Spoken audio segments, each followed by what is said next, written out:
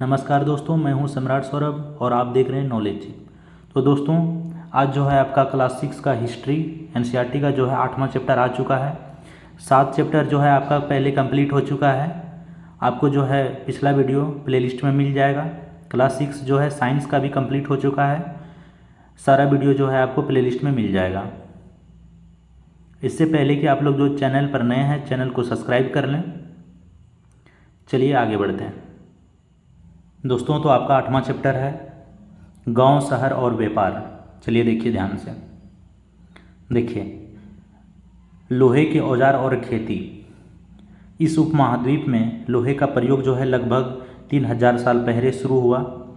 महापाषाण कब्र में लोहे और औजार तथा हथियार की बड़ी संख्या में मिले हैं। करीब 2500 वर्ष पहले लोहे के औजार के बढ़ते उपयोग का प्रमाण मिलता है। इनमें जंगलों को साफ करने के लिए कुल्हाड़ियाँ और जुताई के लिए हलों का फाल शामिल हैं।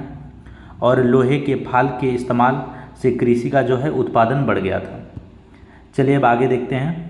देखिए, कृषि उत्पादन बढ़ाने के लिए उठाए गए अन्य कदम, जैसे सिंचाई हो गया। चलिए देखते हैं आगे।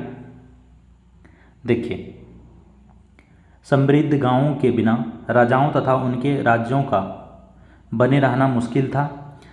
इस समय सिंचाई के लिए नहरें, कुएं, तालाब तथा कृत्रिम जो है जलाशय बनाए गए। चलिए अब आगे देखते हैं। देखिए, गांव में कौन रहते थे। देखिए, गांव में उस वक्त कौन रहते थे। इस उपमहाद्वीप के दक्षिणी तथा उत्तरी हिस्से के अधिकांश गांवों में कम से कम 3 तरह के लोग रहते थे। देखिए, तमिल क्षेत्र में बड़े भूस्वामियों का वेलेल्ला, साधारण हलवाहों को उनवार और भूमिहीन मजदूर दास और जो है आदिमाई कहलाते थे। चलिए अब आगे देखते हैं। देखिए, देश के उत्तरी हिस्से में गांव का प्रधान व्यक्ति ग्राम भोजक कहलाता था। और देखिए, ग्राम भोजक के पद पर आमतौर पर लोगों का सबसे बड़ा भूस्वामी होता था। और देखिए, साधारणतः जो है उनकी ज़मीन पर उनके दास और मजदूर काम करते थे। उसके अतिरिक्त प्रभावशाली होने के कारण प्रायः जो है राजा भी कर वसूलने का काम इन्हें ही सौंप देते थे। ये न्यायाधीश का और कभी कभी पुलिस का भी काम करते थे। चलिए अब आगे देखते हैं। देखिए, ग्राम भोजकों के अलावा अन्य स्वतंत्र कृषक भी होते थे जिन्हें गृहपति कहते थे। इनमें ज़्यादातर छोटे किसान ही होते थे। चलिए अब आगे देखते हैं। देखिए, इसके अतिरिक्त जो है कुछ ऐसे स्त्री पुरुष भी थे जिनके पास अपनी ज़मीन नहीं होती थी। इनमें दास कर्मकार आते थे जिन्हें दूसरों की ज़मीन पर काम करके अपनी जीविका चलानी पड़ती थी। चलिए देखते हैं आगे।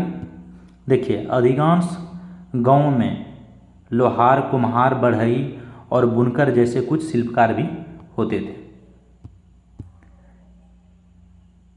देखिए, प्राचीनतम तमिल रचनाएं। तमिल की प्राचीनतम रचनाओं को संगम साहित्य कहते हैं। इनकी रचनाएं करीब 2300 साल पहले की गई थी। चलिए अब देखते हैं सिक्के। देखिए ध्यान से, सिक्के। देखिए, पुरातत्वविदों को इस युग के हजारों सिक्के मिले हैं। सबसे पुराने आहत सिक्के थे जो करीब 500 साल चले। चांदी या तांबे के जो है सिक्के पर विभिन्न आकृतियों को आहत कर बनाए जाने के कारण इसे आहत सिक्का कहा गया। चांदी और तांबे के सिक्के को जो है चोट पहुंचाकर उसे आहत किया जाता था और उसी को हम आहत सिक्का कहते हैं। चलिए आगे देखते हैं। देखिए, नगर अनेक गतिविधियों के केंद्र, जैसे जो है मथुरा। देखते हैं मथुरा के बारे में। देखिए, यह 2500 साल से भी ज़्यादा समय से एक महत्वपूर्ण नगर रहा है क्योंकि यह यातायात और व्यापार के 2 मुख्य रास्तों पर स्थित था। मथुरा जो है बेहतरीन मूर्तियाँ बनाने का केंद्र था। चलिए और आगे देखते हैं। देखिए लगभग 2000 साल पहले मथुरा कुषाणों की दूसरी राजधानी बनी और जो है मथुरा एक धार्मिक केंद्र भी रहा। यहाँ बौद्ध विहार और जैन मंदिर है। यह कृष्ण भक्ति का एक महत्वपूर्ण केंद्र था। चलिए आगे देखते हैं। देखिए शिल्प तथा शिल्पकार, पुरास्थलों से शिल्पों के नमूने मिले हैं। इनमें मिट्टी के बहुत ही पतले और सुंदर बर्तन मिले, जिन्हें उत्तरी काले चमकीले पात्र कहा गया, क्योंकि यह ज़्यादातर उपमहाद्वीप के उत्तरी भाग से मिले हैं। चलिए आगे देखते हैं। देखिए अनेक शिल्पकार तथा व्यापारी अपने अपने संघ बनाने लगे थे, जिन्हें श्रेणी कहते थे। शिल्पकारों की श्रेणी का काम जो है प्रशिक्षण देना था, कच्चा माल उपलब्ध कराना, तैयार माल का वितरण कराना, जबकि जो है व्यापारियों की श्रेणियों जो है व्यापारी का संचालन करती थी। श्रेणियाँ जो है बैंकों के रूप में काम करती थी, जहाँ लोग पैसे जमा करते थे। और देखिए इन धन का निवेश लाभ के लिए किया जाता था।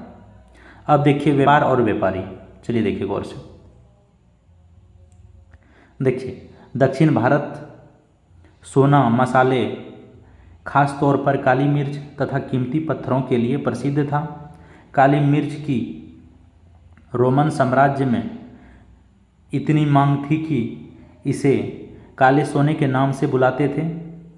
व्यापारी इन सामानों को समुद्री जहाज और सड़कों के रास्ते रोम पहुंचाते थे। चलिए अब आगे देखते हैं। देखिए दक्षिण भारत में जो है ऐसे अनेक रोमन सोने के सिक्के मिले हैं। इससे यह अंदाज़ा लगाया जाता है कि उन दिनों जो है रोमन के साथ बहुत अच्छा व्यापार चल रहा था। चलिए आगे देखते हैं। देखिए समुद्र तटों से लगे राज्य। इस उपमहाद्वीप के दक्षिणी भाग में बड़ा तटीय प्रदेश है। इसमें बहुत से पहाड़, पठार, नदी के मैदान हैं। नदी के मैदानी इलाकों में कावेरी का मैदान सबसे उपजाऊ है। और देखिए मैदानी इलाकों तथा तटीय इलाकों के सरदारों और राजाओं के पास धीरे धीरे काफ़ी संपत्ति और शक्ति हो गई। चलिए देखते हैं आगे। देखिए चोल, चेर और पांड्य जो करीब 2300 साल पहले दक्षिण भारत में काफ़ी शक्तिशाली माने जाते थे। ये मुख्य जो है लोगों के नियमित कर के बजाय उपहारों की मांग करते थे। कभी कभी ये सैनिक अभियान पर भी निकल पड़ते थे और जो है आसपास के इलाकों से शुल्क वसूल करते थे। और देखिए आगे। देखिए लगभग 200 वर्ष के बाद पश्चिम भारत में सतवाहन नामक राजवंश का प्रभाव बढ़ गया। सतवाहनों का सबसे प्रमुख राजा गौतमीपुत्र श्री सतकर्णी था। वह और अन्य सभी सतवाहन शासक दक्षिण पथ के स्वामी कहे जाते थे। चलिए आगे देखते हैं। अब देखिए रेशम मार्ग और कुषाण। कुछ जो है शासक इसके बड़े बड़े हिस्सों पर अपना नियंत्रण करना चाहते थे, क्योंकि इस रास्ते पर यात्रा कर रहे व्यापारियों से उन्हें कर, शुल्क तथा तोहफे के जरिए लाभ मिलता था। और जो है इसके बदले ये शासक इन व्यापारियों को अपने राज्य से गुजरते वक्त लुटेरों के आक्रमण से सुरक्षा देते थे। और देखिए सिल्क रूट पर नियंत्रण करने वाले शासकों में सबसे प्रसिद्ध जो है कुषाण शासक थे। करीब 2000 साल पहले मध्य एशिया तथा पश्चिमोत्तर भारत पर इसका जो है शासन था। पेशावर और मथुरा इनके दो प्रमुख शक्तिशाली केंद्र थे। तक्षशिला भी इनके ही राज का जो है हिस्सा था। इसके शासनकाल में ही सिल्क रूट की एक जो है शाखा मध्य एशिया से होकर सिंधु नदी के मुहाने के पत्तनों तक जाती थी। तो दोस्तों जो है आपका आज 8वां चैप्टर भी कंप्लीट हो गया और 9वां चैप्टर भी आपका जल्द ही अपलोड कर दिया जाएगा। इससे पहले कि आप लोग जो चैनल पर नए हैं चैनल को सब्सक्राइब कर लें। और आपका जो है पिछला वीडियो क्लास 6 का जो है साइंस का भी कंप्लीट हो चुका है, उसका और हिस्ट्री का भी जो है पिछला वीडियो प्लेलिस्ट में आपको मिल जाएगा। प्लेलिस्ट का लिंक डिस्क्रिप्शन में आपको दे दिया गया है। चलिए हमें इजाज़त दीजिए।